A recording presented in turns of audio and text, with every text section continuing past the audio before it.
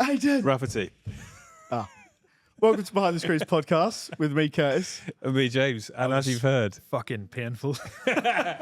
we're with the man, Aidan Rafferty. How you doing, my friend? Hello. Good to be here. Also known as the guy on Rufus Rice's podcast. Also known as that, yeah.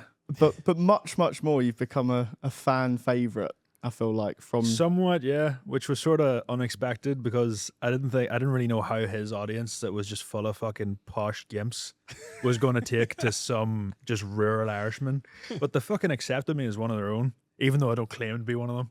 Yeah, you're not joining them, but they're bringing you in. Yeah, they've welcomed me in with open arms. Does the podcast exist without you? Or have you become the podcast? A lot of people comment saying looking forward to the next episode of Radio Rafferty, so Radio I Rafferty. think that's your answer.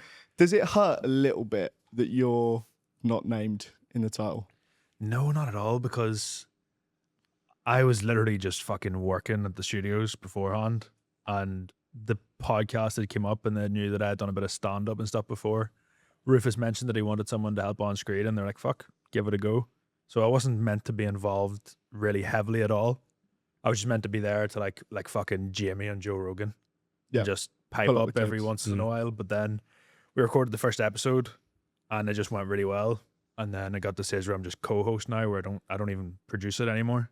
But it doesn't bother me because it's still his fucking following. Like, Yeah. I love the growth, like, as you see clips over the whole 18 months, is it now? yeah, something like that. 18, 19 months at this stage. February 2023 we started. 23? 24. Okay, 18 months. 24, yeah. Because I feel like to start off with, you're very much like just the silent guy in the corner. Yeah. And then you get more and more involved. I saw an incredible clip of him doing a parody of Halo by Beyonce, where he goes, I can see your a-hole, a-hole. And he's just singing it. And you don't see you for about 45 seconds. And it just cuts to you like bobbing like that. Is absolutely incredible. I stopped. He hasn't really done the songs in a while, but there's a bit on that one towards the end of it where I found a fucking lighter and I just start waving it around in the background. But no, we only met the week before. We had fucking, it felt really weird at the start because we had met and we were getting fucking suits fitted for the podcast. And we were just like, the first 20 minutes we shared the experience of being groped by some 5'6" Asian fella in London. And then we went and shared. Where's that? And then did you get a suit shortly after? Yeah, we got the fittings done next. What was your first impression of Rufus Rice? Let me ask that again. What? What was your first impression of Rufus Rice? I think from the outside looking in, you sort of expect him to be the exact character that he portrays like on screen. And he is to a certain extent, but it's all very exaggerated. And like he'll admit himself, like he's all those photos and the videos of, he doesn't really do it as much now, but that he would have had in his Instagram page of him with like fucking 12 women. He'll tell you the story of him being like going around asking each of them, he's like, oh, this look really cool. Could you stand in this photo with me? So Talking of women, have you guys seen what happened with Conor McGregor yesterday? Yes. I fucking did, yeah. What do you think about that? Him doing weight training? At 3 o'clock in the afternoon. Like, hasn't he got things to be doing? Was it only recently sent? I Or was think- it from ages ago when she just recently leaked it? Must have been recent, I think. You're just talking about the dick pics, yeah? Yeah. Yeah. What are you talking about? Because I only seen it like late last night, so I didn't know it happened early. But of all people to send and to chance a dick pic to, one of the most psychotic pricks in fucking the industry. It's playing with fire, isn't it? Yeah. But it's like he wants to be burnt. Like, he could have his pick of... Didn't he say like on the thing, like don't snitch? Yeah, don't be a rat. Don't be a rat. You have to fucking own it. Yeah. Just did you see the fucking weight on his Have you cock? seen the uncensored? What was that even about? Yeah. So funny. Does he think it's possible to do a few reps and get the fucking inches up? Or what's the plan there? He's obviously off his cake. Yeah. On gear. Yeah. Somehow got it up. He's taking a picture. Going, do you know what? This is going to be a good idea. I'm going to put the weight on. I'm going to put the weight on there. I'm going to DM her. Yeah. I saw someone tweeted something like, definitely not proper 12, but it's a proper 6 or 7 anyway. That's great. Yeah. I don't know what the fuck's going through his head. Especially, he went from being one of the most loved people in Ireland. Like, every cunt in the country will be staying up to 5 o'clock in the morning watching his fights. Yeah. People that don't even like your granny be up watching it. And now everyone despises him. Yeah. I feel like that was the case outside of Ireland, though. Like, even in the UK, even in England, like, people were just so interested in him being like an entertainer. Yeah. But he just went mental, didn't Because he came up so quick. And growing up in Ireland, you would have heard the stories before they kind of went to the news, and you're like, oh, I don't know about that. Like him fucking punching some aisle boy in a pub because he refused to try his whiskey. Or like one of my friends, he just took his fucking quad, like a quad bike, and just decided to spin about through his field and just completely tore up the field. Didn't even ask. Yeah. Things like that you hear and you're like, right, bit of a bell end. But at the time, he was just a fucking legend. All the like fucking smack talk clips and then predicting his fights and predicting what he's going to do and knocking people out in like 13 seconds. It was unbelievable at the time. And that has to be one of the biggest fucking downfalls in history. So, is it a prime minister or president in Ireland? There's a Taoiseach. He's running for Taoiseach, which is basically president, which there's a big enough minority, a very vocal minority, that want to see him in that role, which there's a small part of me that thinks, you imagine? give it to him for a season. He's give it Giggsy. Yeah. sending Keir Starmer dick pics. Just to see what Vladimir Putin, what do you think of this, mate? Yeah. So imagine, he'd be like him as president would be ridiculous. Imagine him at the G8 summit, just balling in. Just smashing 8 balls there. It's ridiculous.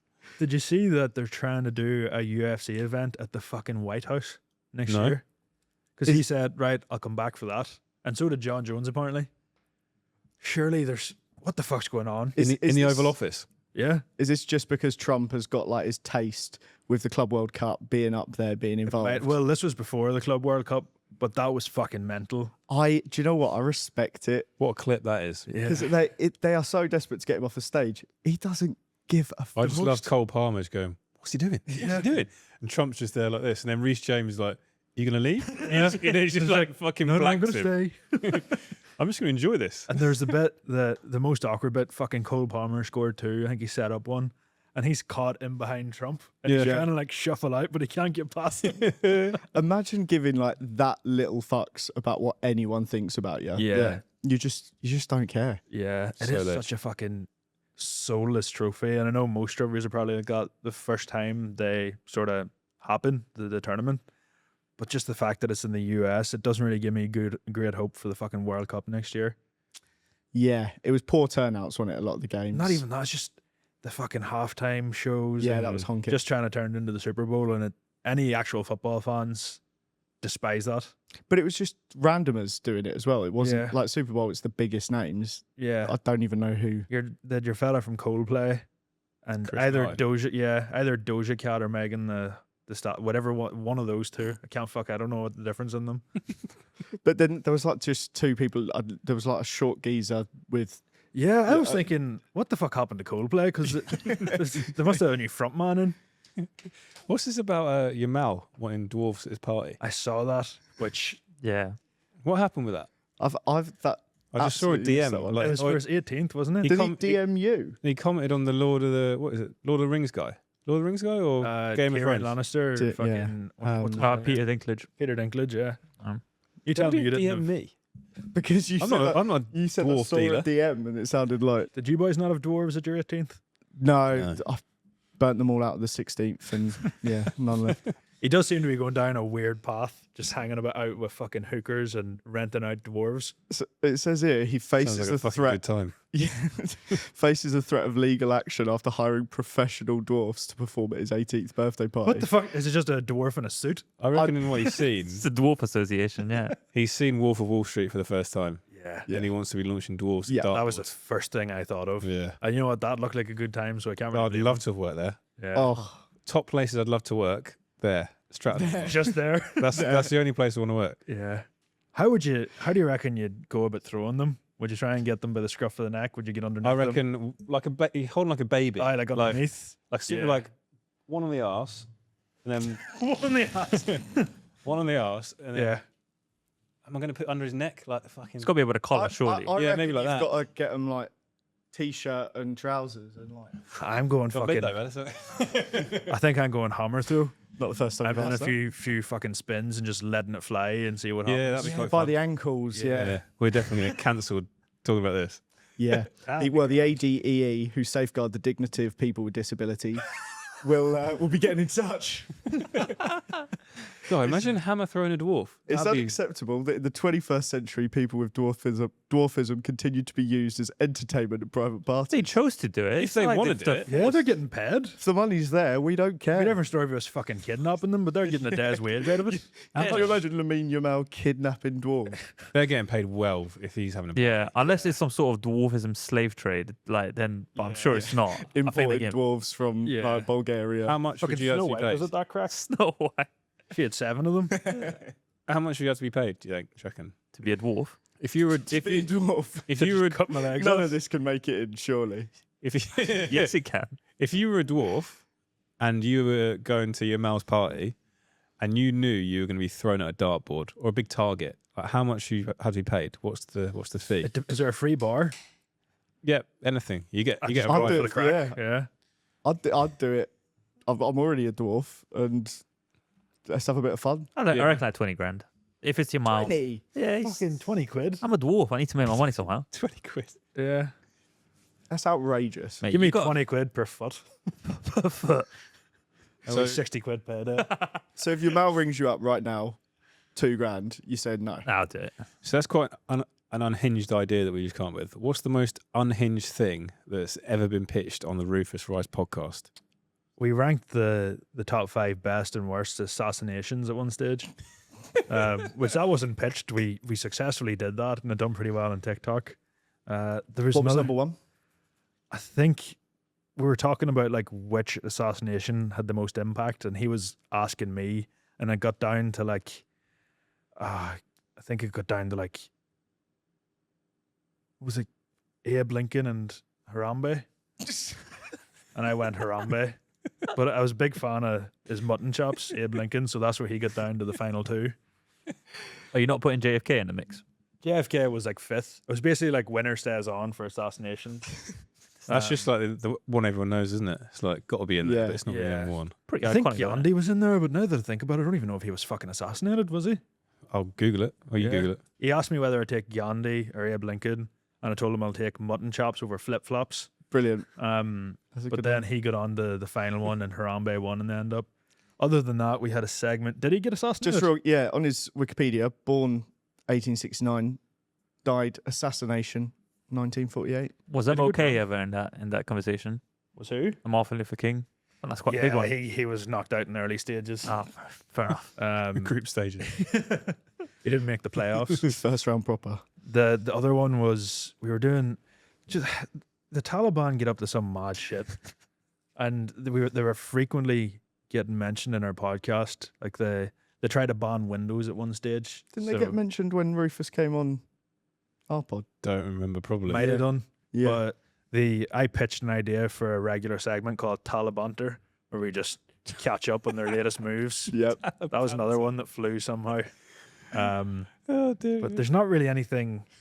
There's a lot that gets mentioned, and we'll have like a call before the episode, like a week before it, to think of some stories and plan what we're going to do, especially if we have a guest to see what way we're going to come at that episode.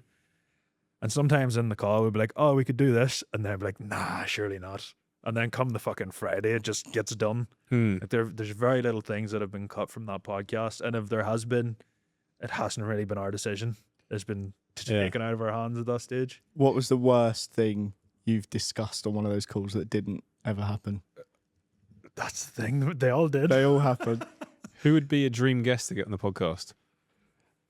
One Dandy. that we're in talks with that would be big for me is Nick Helm, the comedian that used to do 8 out of 10 Cats. He had a show called Uncle on BBC Three. He was probably one of the first actors and like comedic actors that got me into like a lot of UK sitcoms and stuff like that. And it was probably whenever I was 12 or 13, whenever those shows came out. So he'd be pretty big. We were talking about Deji from like day one just because of how much he's been fucking memed in that podcast. But then we actually did get him on in the end up, which was a fucking he gave us the N-word pass. Haven't used it I yet. was going to say, have you used Yeah. I haven't used the pass. it? Okay. But yeah, You've got it. we were saying this is something that actually did get vetoed because I was saying a bit more sort of set design would be required, but if we get like a in case of emergency break glass and it's just Deji's N-word passed in it, just in case. Okay. You never know on Rufus's pod. Yeah. You're only a few minutes from it. You mentioned stand-up. Yeah.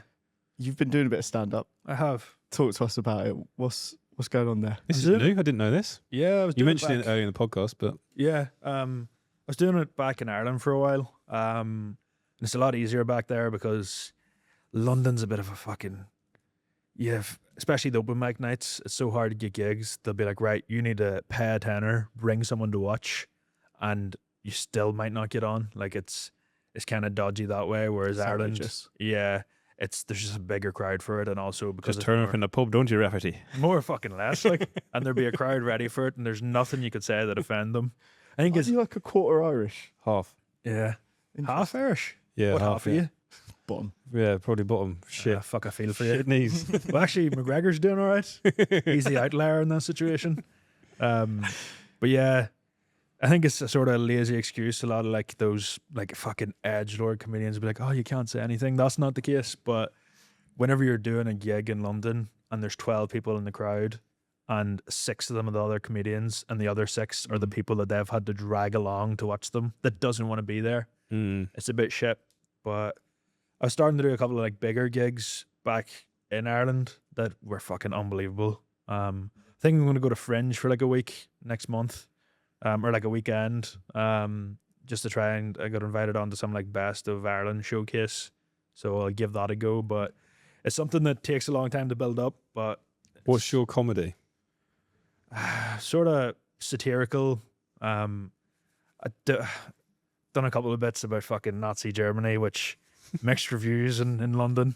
Do some stuff just about growing up in like rural Ireland, which I thought I was going to have to change for London because I was like, right, no one's going to fucking understand this.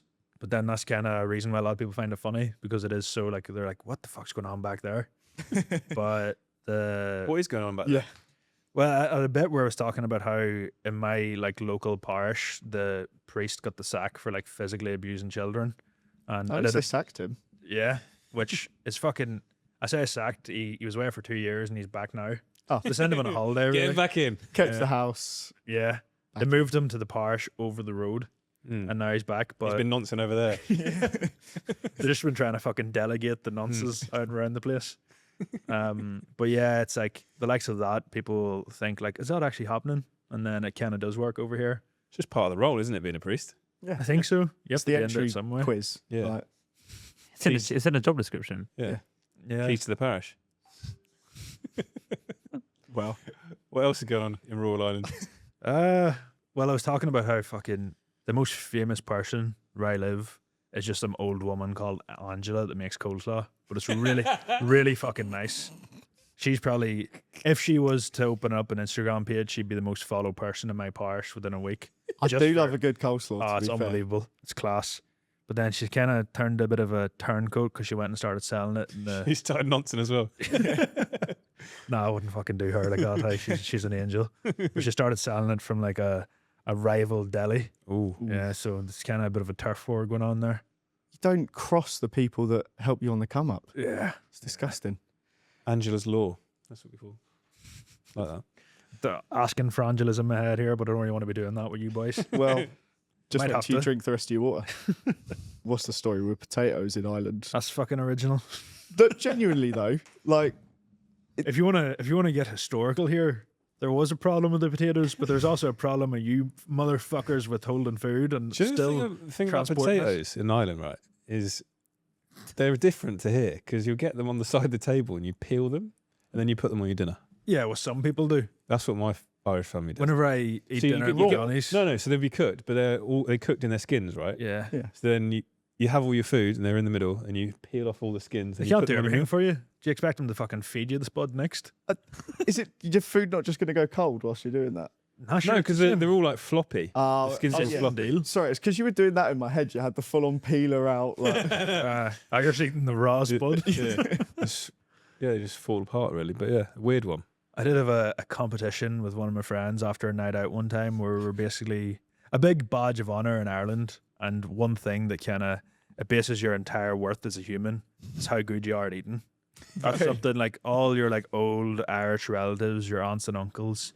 You could be a fucking war criminal, but if you can put away a feed of spuds, they'd be like, oh, but he's not a bad lad. do you say a feet of spuds? A feed. A feed. Yeah. Okay. I was like, a feet of spuds. Is that how you get them in like just a tube? I've had a feed of foot spuds long? before, like. But me and my friend, who's also another rural hillbilly, were having an argument about who can eat more. So we got our third friend, Niall, to just It's a great Irish Peel. name, Niall. I've It got is, my right? cousin's called Niall. me, Niall, and Ronan. And I got Yeah, Niall another good one. to just keep peeling spuds and making us chips to basically see who could eat the most plated chips. And he had a full bag of spuds, and maybe an hour and a half went by, and we were like, right now, hit us with the other plate. Us both fucking sat up about to burst. And he's like, lads, we fucking ran out of spuds. Wow. At the whole bag of spuds. Unreal. It's just a standard Sunday afternoon. How would Rufus cope in that rural town? He would despise it so much. She could do a vlog, I think. That would be a good vlog. We have talked about it because we've been asked to go on there's been talks of us going on a couple of podcasts back there, and he was like, not a chance. And then I was like, right, well, you go back, we do a couple of nights out, you get a vlog, you can fucking get something for your personal channel. He's come around a bit, but I think it would be a similar sort of idea if I went to his fucking ends. I would probably fucking hate it just as much. I feel like I can say that now. I've lived in London for a year. He's not from the ends. He's from Brighton. Yeah. Is he I say from that Brighton? ironically. Like, Is it like? Is Rufus like from Brighton? He Or does lives in just live Brighton. there? he's from Bath, I think. Yeah, he's fucking proper posh there. Yeah, posh twat. Like, but he would despise it. He hates the countryside. He hates getting his hand dirty. Hates like. coleslaw. I don't know about that one. He hasn't tried Angela's yet. Could you go and live back there? Do you reckon you could move back and make a life for yourself? You trying to get rid of it? Live off the land. No, it's just interesting because people who come from those places are like, oh, I couldn't go back. Then No, some I of them are could. like, I could go back. He gets plates and plates of chips. Yeah, fucking carried to me. A lot of people that leave Ireland instantly are like, oh, I could never go back. And you're like, shut the fuck up. Like, a lot of people get really pretentious about it whenever they leave. They live in London for like a month. They start wearing tote bags and getting their ears pierced. And all of a sudden they think they're too good for Ireland. That's not the case at all. For me, it's just a case of if I was to be working in Ireland, like I used to do the fucking news. That's what I worked up. I went from doing the live news to be doing the news on fucking Radio Rufus, which is a strange career path. Talibanta. Yeah. And today on ITN, McGregor's dick pics. I used to fucking work at UTV, Ulster Television, and now I'm covering Talibanter segments. But only for that, I'd happily live in Ireland. It's just the job opportunities isn't the same. Yeah. And as much as the stand-up scene was good, the actual like 9 to 5 just isn't the same. And it wasn't a good opportunity for Radio Rufus and stuff like that had I not. But What to work at Socially Powerful. Are your mates still I'm back moving there? home next week. Are your mates still back there? See, a lot of them are moving for the same reasons, where there's just not a lot of job opportunities for certain like career paths. So a few boys moving out to Australia, another couple of lads. It's so weird at this stage of your life because you get people that are moving back home that maybe are trying to get a job, people that's just out of uni, and then fuckers that are working in the mines in Australia. But yeah, there's still a good few of us back home, but every year there's another person that's left. So that's another reason why I'm thinking I go back, but who am I fucking going back to? Everyone's Angela. gone. Yeah, well, she'll always be there. Was stand-up always in like the roadmap? Have you always wanted to do that? See, whenever it was like, I always grew up watching sort of sitcoms and TV shows that were definitely before my time, because in Ireland everything was kind of backwards a bit, whereas like we didn't have Sky or anything up until I was like maybe 6 or 7. We had 7 TV channels. More than me, mate. I had 4. 4, yeah. But what did you? Leicestershire. He said, "What age are you?" He's just turned Leicestershire this week.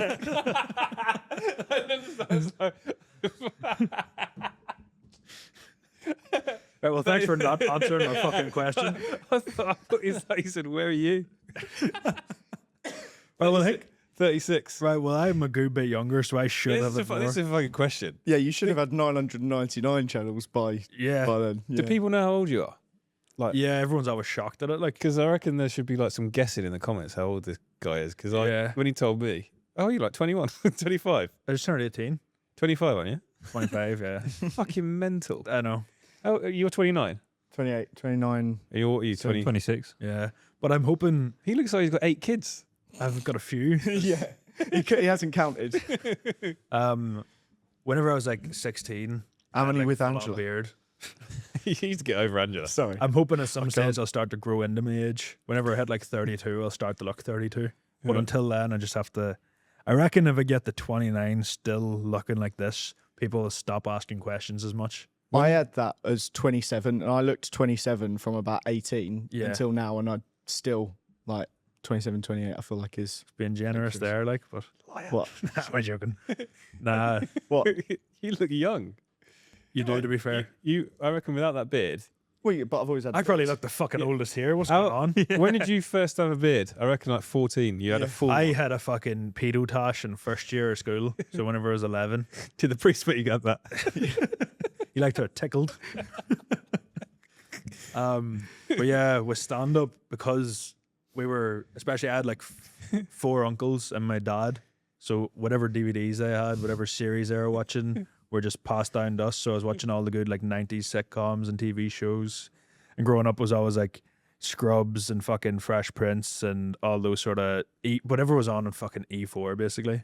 But then whenever I got a bit older and got into like Russell Howard's Good News and Mock the Week and stuff like that, I'd never seen stand up as the idea, but a couple of years after that I would have started to make like sketches and stuff for Facebook that would have done well like locally, like maybe 30,000-40,000 views we were getting, which I was fucking buzzing with at 15. But from that I was like, right, I definitely want to do this some way. So I went and done like media at uni and started to make short films and stuff that way, and started to try and write more comedy based things, which So were you making content before you were front of camera with Rufus? Yeah, well, I was already doing stand up. I was already doing my own short films. I'd won a couple of like student Royal Television Society awards for a short film I'd directed and acted in. So I'd already bits and pieces of experience, just never in front of that size of an audience. What's the worst joke you've ever written? There's some that was just not right for a certain room that maybe done well in Ireland. Then I tried it over here and people were like, like I did a bit where I was talking about that parish priest getting sacked, and I said I felt bad for the altar boys. You only just start taking the body of the Christ at that stage. You shouldn't have to take the body of the priest as well. And back home, that got such a laugh. And then I did it in London, and there's just all these fucking, not to bring up the tote bag twats again, but just be like, oof. And I'm like, the fucking priest never went near you. There's no reason to be complaining. How often do you have guests on the podcast? We try and do it every other episode now. So we'll do guest episode, solo episode. Well, solo with just the 2 of us. But a lot of people prefer the solo ones. The guest ones will naturally do better if you've got a good one on, but yeah. Have you had any bad guests? Actually, genuinely not really. We've had a couple that were maybe a bit quieter than we would have liked, that maybe you were expecting something and they didn't have as much to say, but I enjoyed most of them for different reasons. There's a couple that fucking Theo Baker, I enjoyed it, but the fans did not one bit. Like, I can't imagine Theo with Rufus and like really they get on really get well. into it. But then, see, I was chatting to Theo Baker before it, and he was like, "Oh, I'll do it in one condition. Me and Rufus have to write a song together." And I was like, "Oh, yeah, no bother with you." And then come the day, he was like, what happened to the song? I asked Aidan to tell you. And I was like, you were serious? So that's something that he was genuine about. But it was still, me and Rufus enjoyed the episode. Like, Theo was a great lad. But the comments did not take them at all. I think it's whenever you go from, we were kind of trying to find the line between like YouTube guests and comedians. And I think our audience prefers the comedians. So whenever we go from having Finn Taylor or Horatio Gold or Vittorio Angeloni on, and then we've got Deji or Theo Baker, or do you know what I mean? Like, it's a very big difference. And they're kind of getting used to, especially for a very satirical, comedy-driven podcast, to have someone, a fucking expert in that kind of thing on, and then the next week you've just got some fucking crossbar challenge merchant. Do you think Rufus could do stand-up? Could he do a crossbar challenge? He couldn't. He's the most uncoordinated, least athletic. He can't touch his toes. 23 years of age, can't touch his toes. Don't think I can either, to be fair. Yeah. I'm old as fuck though, so. There's also claims in the comments which he still hasn't disputed. I've asked him to a few times that he physically can't sprint. And I've been like, look, there's enough space behind us there. Just do one lap, do a bleep test in the studio and I'll time you. But he's refused it, so I think there might be something to those claims. But he could do stand-up. Crossbar challenge, useless, but he's great at riding. Yeah. And he's also great, like just off the dome. Like every intro we do, he'll do like a 30-second monologue about the guest and throw together some words that I've never heard of in the most cohesive way to describe that person. And I just sat there being like, I couldn't fucking write that if I had an hour. Yeah. Takes me about 2 weeks just to pick a song. Yeah. And even then, didn't have one. Have you and Rufus ever fallen out? No, not at all. Never. No, I'm trying to think if there's been anything.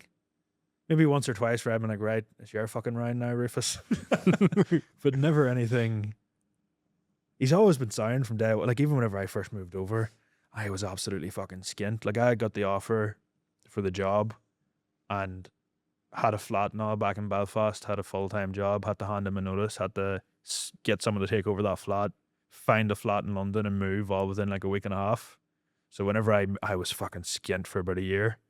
And he was always good. Like, we would go for a pint or something at lunch and you go and pay and ready to be paid for, or like food and stuff like that. Just very generous with everything. And also, like, it's always been very collaborative. Whenever we first met, I remember him telling me about how he tried to stray away from doing, like, you know, all those TikTok groups that will do like sketches together and stuff. He said he tried it for a bit, but he realized he has to rely on other people. He can't just do his own thing time-wise. And he found that to be inconsistent. And he didn't really like working with people. So I was like, oh, fuck, I might have my work cut out for me here. But it's always been the most collaborative thing possible. There's very rarely an idea won't be tuck on board. Like, a lot of the segments and a lot of the news stories each week is just me and him in a call, pitching different things, finding different things. Thankfully, it's worked really well. But we've never properly fell out, no. Have you got any musical talent? I used to play the tin whistle whenever I was about 6.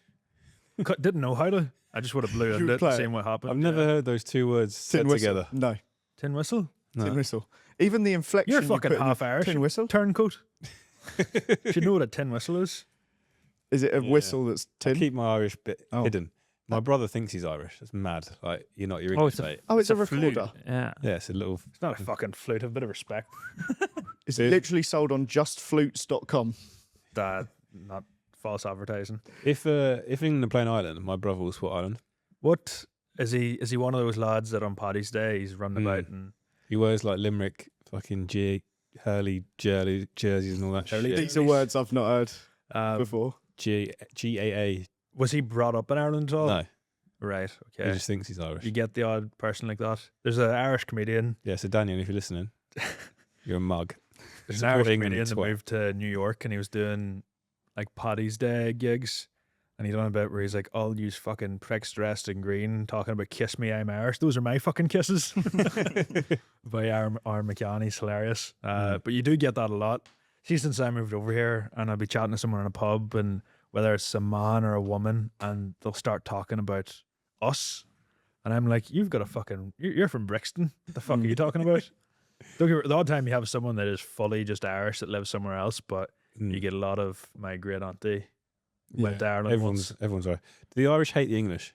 We hate the British occupation of our land without hating England. So a lot of my best friends are fucking English. Yeah. A lot of my favorite TV shows, my favorite comedians, obviously very heavily influenced by English media, I suppose. But yeah, you do get people that are pretty backwards back home that just don't want anything to do with anyone with an English accent. I've never been like that, Yeah. but What about? Okay, you got to rank them best to worst. English, Welsh, Scottish, French. I'm putting French at the bottom. Yep. I just know that little about the Welsh. I know very fucking, but I'm going to put France at the bottom, Welsh/England second/third, and then I No, put no, Scottish come on. first. You've got to commit to one of them. Right, well then, So because do you hate the French the most? I just have no opinion on them. So do you like Scotland? I don't like what Thierry Henry did to Ireland in the Yeah. 2008 World Cup qualifiers. I do. Yeah. He can do no wrong. Which is sort of conflicting because I'm an Arsenal fan. And also fucking Declan Rice kissing the Irish badge, writing up the raw on Twitter, and then scoring against Ireland for England and kissing that badge. What a guy. And Grealish as well. What do you make of the Grealish, players? I don't really. as But much as they're both English though, aren't they? yeah, both Why of did these. they play for Ireland? Is it just because they wanted game time? Well, I guess they Probably. But even though I love Declan Rice at Arsenal, his situation annoys me more because for Grealish, I know he hasn't two brain cells to rub together. Do you know what I mean? So it's not personal with him. Yeah. But with Declan Rice, he was kissing the badge. He's putting out like fucking IRA songs on Twitter and just he is that type of person though that he'll just try and surround himself and fit in. It's the same with like you ever see the videos of him wearing like the do rag and stuff like that? It's Sax my brother. yeah, it One seems to of, be the same thing with Ireland. One of my mates, I'll give you some context here as well. I won't say his name, but he's a professional footballer. His I think his granny was Northern Irish, and he was never going to get the England team. Yeah. So he played for Northern Ireland. He played once just so he could get the cap. Nice. So he wanted the cap, and he was like, "I'm not going to play again." Fair enough. he's never You played would if you again since. could. Yeah. 100%. A lot of I people- love that. Yeah, like I think you're gonna say the same thing when they're like 38 and they go and play for like one of the Caribbean teams Yeah, and you end do up see that a getting lot. like tons of caps. Yeah. That's just quality. You get your travel paid for. You get to Yeah. just go and chill out. He said and- a lot of the actual Irish lads, like Northern Irish lads, he said they were fucking well backwards. So he's like, I don't want to play with them. Really? Yeah, like I lived in Belfast for fucking years and Northern Ireland Stadium was 10 minutes over the road from me. Like there's just so many like anti-Irish and like anti-fucking Fenian chants going on and don't get me wrong, it doesn't bother me, but you don't want to be caught out by one of them fuckers in the bad day. But I'm sure they would say it'd be the same down south maybe. Yeah, obviously you'll hear it more if it's against you.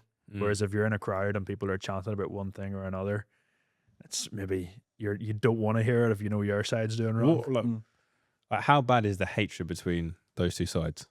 So it's not really that bad in terms of the Republic of Ireland fans in the other fucking counties in Ireland because they weren't really growing up in those areas that were mixed, that there was the conflict as much as people in the north, because that's where like the 6 counties in the north were the ones that were kind of like fucking give up, whereas all the ones down south are still a part of Ireland, so they don't really involve themselves in it much. They'd still prefer to win, but the fans in the north, the Republic of Ireland ones, which are typically Catholic Irish people, and the Northern Irish would be maybe Protestant or British or Northern Irish that identify as, there'd be pretty bitter feud there.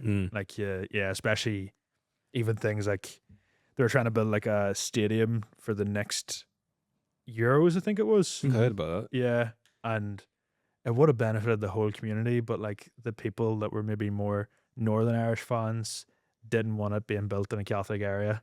And it was also, I think it was they were meant to be redoing a park that used to be used for Gaelic football. And I don't know whether I thought like, oh, it'll be used for Gaelic after. So they basically shut the whole thing down. So a lot of it is just sabotaging each other. Do they ever play each other? Occasionally, yeah. Played each other in like the 90s, and then they had another. There very recently a playoff. If one other result had went a certain way, they would have played each other in the playoffs to get into one of the last tournaments, which would have been mental. Yeah. The last time they played, voice didn't want to work. 2018, a 0-0 friendly. Yeah. They're both awful football teams. It would be majority Republic of Ireland because they have a lot more players in the Premier League and stuff like that. But if you combine the two squads, they would still be shit. It would just be Ireland's squad with Conor Bradley and maybe a couple of other the Sunderland lads that came up. Nathan Collins, Yeah. future Brentford captain. Yeah. Kelleher. He'd be Brentford following. goalkeeper. He'd be following Frank to Spurs. Very handy. Nah, they can't afford him. That Ireland squad in 2018 is honking. Name some players. Seamus Coleman, probably a standout at the time. He's fucking signed a new respect. contract at Everton, hasn't he? Wow. He's been there like 50 25 grand. years. 50 grand he cost them. Or maybe it was 60. 60, yeah. 60. Yeah. 60 grand, Seamus Coleman, that's Yeah. a chant. Callum Robinson up front. Is Who it? the fuck's that? He used to play for West Brom. Is he English? He must be English. Yeah. Yeah. Callum O'Dowda, Yeah. He must not be bad. Irish. Jeff Hendrick, Glenn Whelan, Jeff Hendrick was good. Glenn Whelan was good at what he did. Cloggin. Just stand in the middle. Lenihan, Darragh Lenihan. Yeah. Yeah, I mean, there's no one on that list really. Yeah. What is the worst stereotype about being Irish? A lot of people, for some reason, since I moved over here, for a start, they hear your accent, and if you're slightly hard to understand, they think you're a fucking idiot. Leicestershire. Exactly. Or they just think you're thick. Or a lot of people, don't get me wrong, I come from a working class background, but they think you're growing up in fucking food banks just because you've got like an accent, or they assume they've got a certain stereotype in their head built up of what someone from the country sounds like. Or what they're... Some of my uncles, mate, can't understand a word Yeah, they're saying. they'd probably, you say Limerick? Yeah. They'd be even harder to understand. Like Someone, when they talk to you, yeah. you sort of get 2 words out of 10, Yeah. and you try and piece together what they said. Yeah. That's just shit. Someone in our family from fucking Sligo, and he's been about as long as I can remember, and I'm still just taking a chance every time I talk to him. He could be delivering a real heart-wrenching story, and I'll think it's a joke, and I'm like, huh? So, like, it's just a 50-50 ball. You don't know what the fuck's going on with him. I feel like I still do that with you sometimes, in that then you were like, he's been around as long as I can remember. Does that mean like he's always been alive? Well, of course he's always been alive, right? Because he's older than you. Yeah. I don't have a clue what you mean. So Yeah. There's a Brummy gone. He's unsure what he's saying. He's gone Brummy. Earlier you said laptop, and I thought you said Tupperware. Tupperware? Yeah. Yeah. No, not Those 2 words are quite different. But anyway.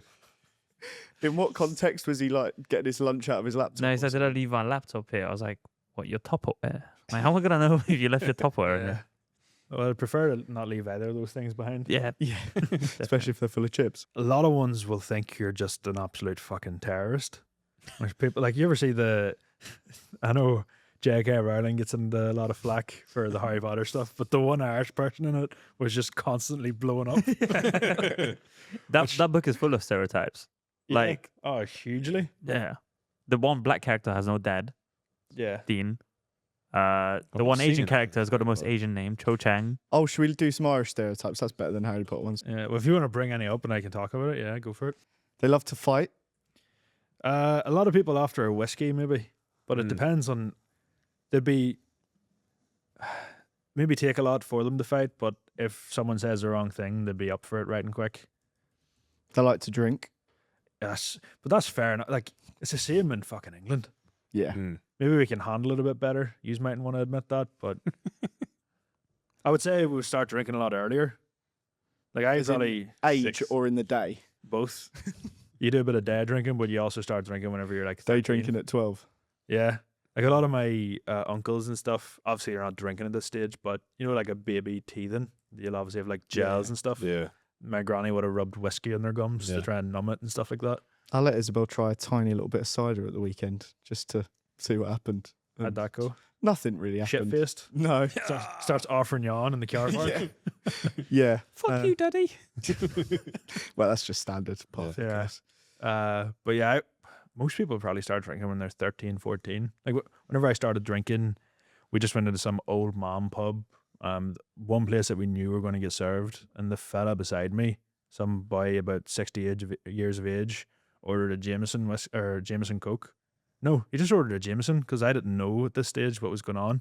So I was just like, right, I'll have a bottle of Jameson, and we were going to like a teenage disco. So I just drank the bottle of Jameson between the pub and the bus there, and was thinking, fuck, this is a bit rank. What's going on here? And I was like, Drinking a whole bottle of Jameson. I was thinking like, right, it must be one of those things. I'll drink it once or twice, I'll get a taste for it. And I was like, that fella, I've seen people drink it before, and it's going down a lot easier than that. And then it wasn't until the 3rd week of me going into this pub and ordering a half bottle of Jameson that one of my friends was like, Aidan, do you have a bit of mixer with that? And I was like, what do you mean? What do you mean mixer? It's like, here, take that cup, put a bit of Coke in it. And then I was like, what the fuck? Beautiful. This was revolutionary. You should tell people about this. Then I started drinking Jameson and Coke till I was like from 13 to maybe 18 and just completely poisoned myself in it. There's one time for Paddy's Day, we were going down to Bundoran in Donegal, and it's like an hour bus journey, and I drank a 10 glass of Jameson on that bus. And that was me that was the whiskey days over. I never felt as fucking bad in my life.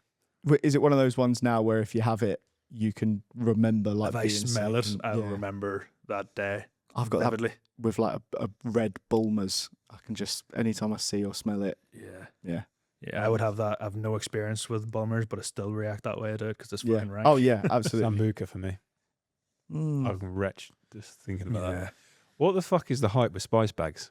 And what is a spice bag? It's another thing that Just chips with fucking curry in it. like it can be nice with chicken and like peppers and onions and stuff like that, but it's one of those things that people not in Ireland got a hold of it, or people in fucking Dublin, which Dublin is the closest thing to London you'll get in Ireland.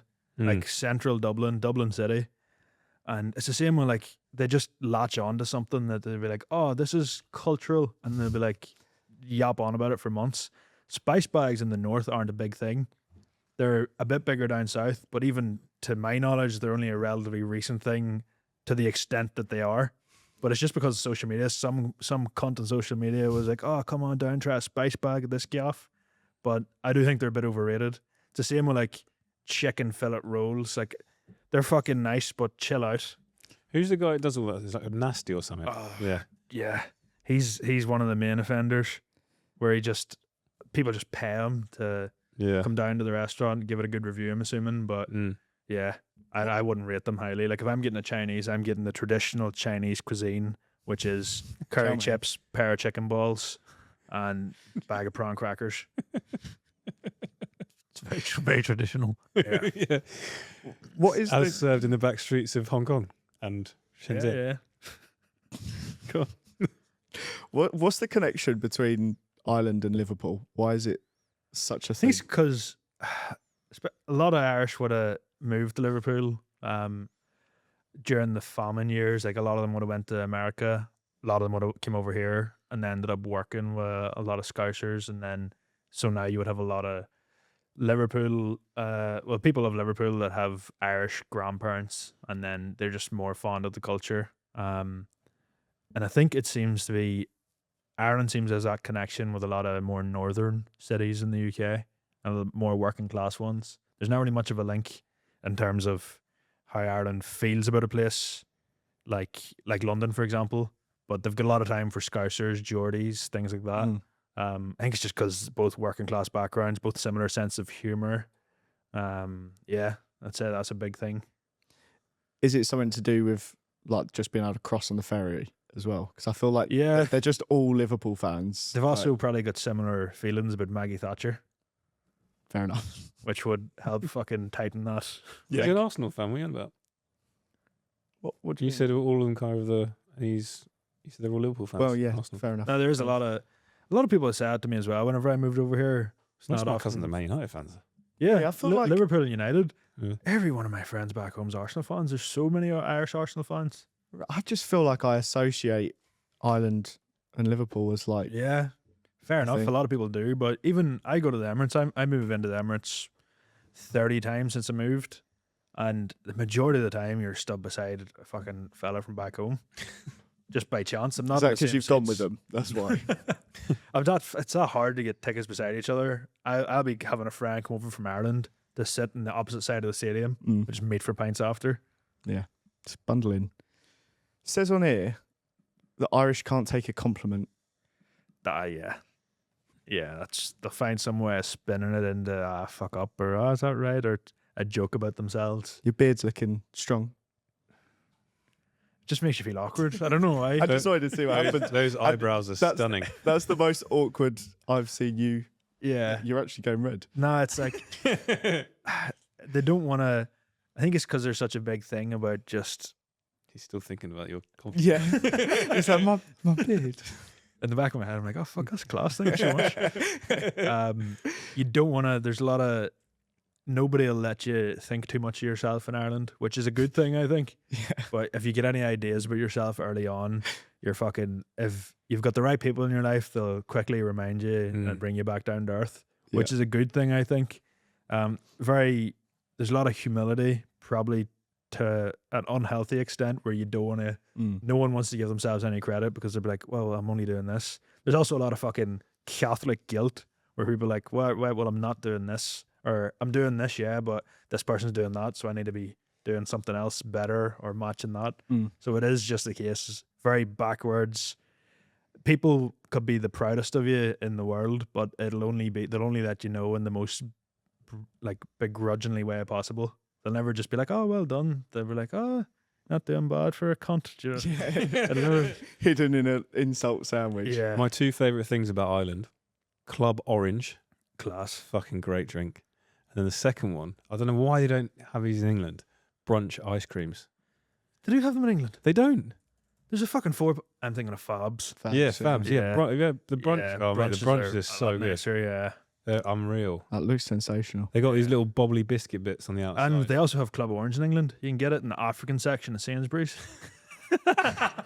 Telling you now, I went in one day thinking, right, my missus was doing a big shop, so I just started wandering because I was bored. Ends up in the African section. Ended up in the African aisle, and I just had a bit of a laugh to myself about the fact that there's Nigerian Guinness.